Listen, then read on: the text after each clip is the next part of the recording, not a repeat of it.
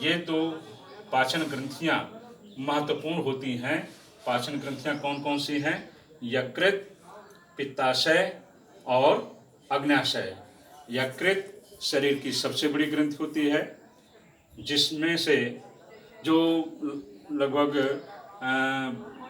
15 से 20 कार्य के लिए उत्तरदायी होती है। इसका आकार ये भूरे रंग का होता है और वजन में लगभग 1.4 से 1.5 केजी पाया जाता है। 3 खंडों में ये विखंडित रहता है और आपस में जुड़े रहते हैं। दाहिने भाग में एक ये थैली पाई जाती है जिसे हम पित्ताशय कहते हैं। पित्तरस का श्रावण करना यकृत का मुख्य कार्य है। इसमें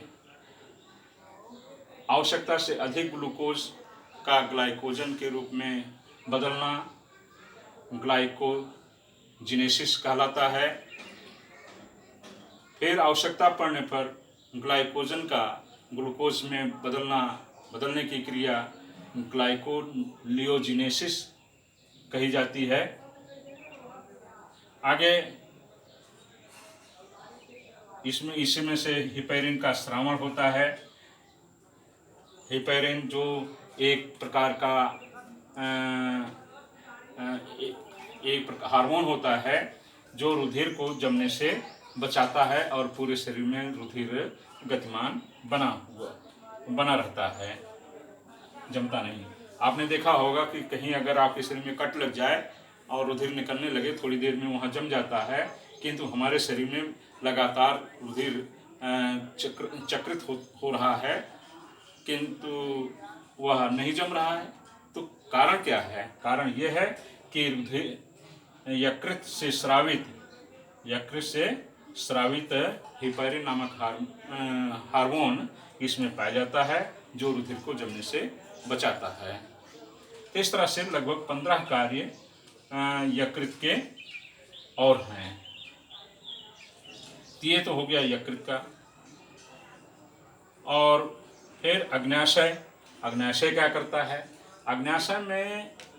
अग्न्याशय को हमने पहले बताया कि यह मिश्रित ग्रंथि होती है। मिश्रित ग्रंथि में हार्मोन पाया जाता है। एक लैंगरहैंस के द्वीप समूह आइसोलेट्स ऑफ लैंगर, इसमें वहाँ से एक विशेष प्रकार का हार्मोन स्रावित होता है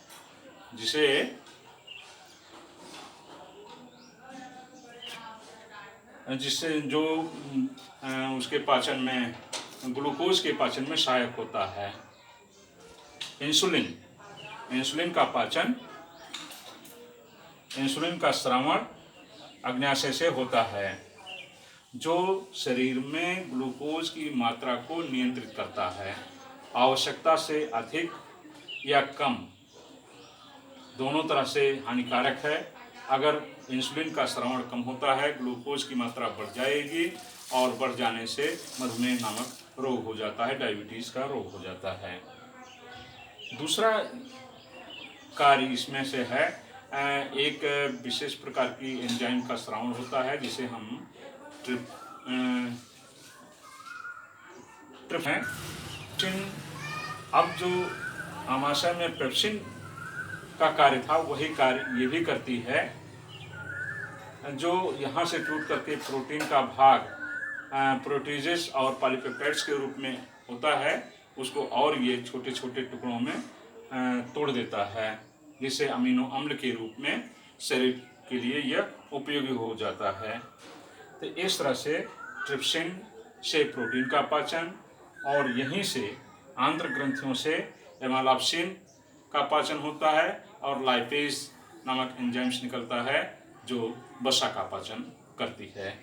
तो इस प्रकार से मानव के शरीर में भोजन का पाचन संभव होता है। बच्चों, आपकी समझ में आ गया? अगर कहीं कठिनाई है तो आप हमें कमेंट्स के द्वारा सूचित करिए और अपने समाधान को पाएं। अगली कक्षा फिर बताई जाएगी। लेकिन जितना बताया गया है इसको आप अपनी कॉपी में नोट कर लीजिए और हमें दिखा दीजिएगा। आज की कक्षा यही समाप्त होती है। धन्यवाद।